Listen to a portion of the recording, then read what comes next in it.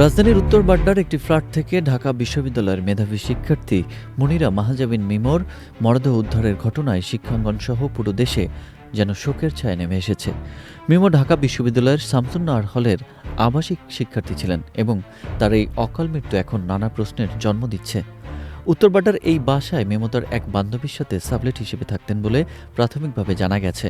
খবর পেয়ে বাড্ডা থানা পুলিশ ঘটনাস্থলে পৌঁছে মরদেহ উদ্ধার করে এবং ময়নাতদন্তের জন্য ঢাকা মেডিকেল কলেজ হাসপাতালের মর্গে পাঠায়। তবে এটি আত্মহত্যা নাকি এর পেছনে অন্য কোনো রহস্য লুকিয়ে আছে তা নিয়ে ধোঁয়াশা কাটছে না।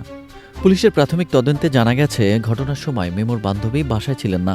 দীর্ঘক্ষণ দরজা ভেতর থেকে বন্ধ থাকায় এবং মিমোর কোনো সারা শব্দ না পেয়ে বাড়ির মালিক ও প্রতিবেশীদের মনে সন্দেহ জাগে। পরে পুলিশ এসে দরজা ভেঙে ফ্যানের সাথে ঝুলন্ত অবস্থায় তার নিথর দেহ উদ্ধার করে।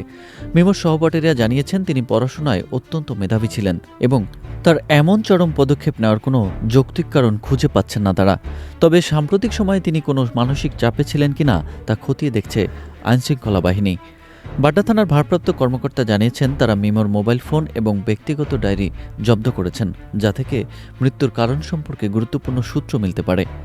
শামসুন্নাহার হলের শিক্ষার্থীর এবং মিমোর দীর্ঘদিনের সহপাঠীরা এই মৃত্যুকে সহজভাবে নিতে পারছেন না।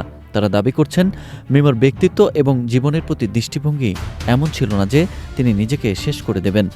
যদি এটি আত্মহত্যাও হয়ে থাকে, তবে এর পেছনে কোনো প্ররোচনা ছিল কি তা খতিয়ে দেখা জরুরি।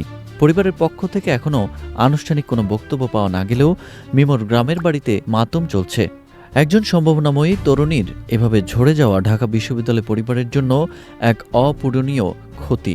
ময়নাতদন্তের রিপোর্ট হাতে পেলেই কেবল নিশ্চিত হওয়া যাবে মৃত্যুর প্রকৃত কারণ শ্বাসরোধ নাকি অন্য কিছু। এই ঘটনা আবারও তরুণ প্রজন্মের মানসিক স্বাস্থ্য এবং একাকিত্বের বিষয়টি সামনে এনেছে।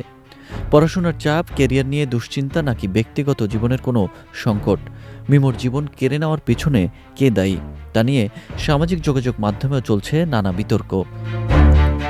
পুলিশের গোয়েন্দা শাখা মিমোর বান্ধবীর জবানবন্দি গ্রহণ করার প্রস্তুতি নিচ্ছে।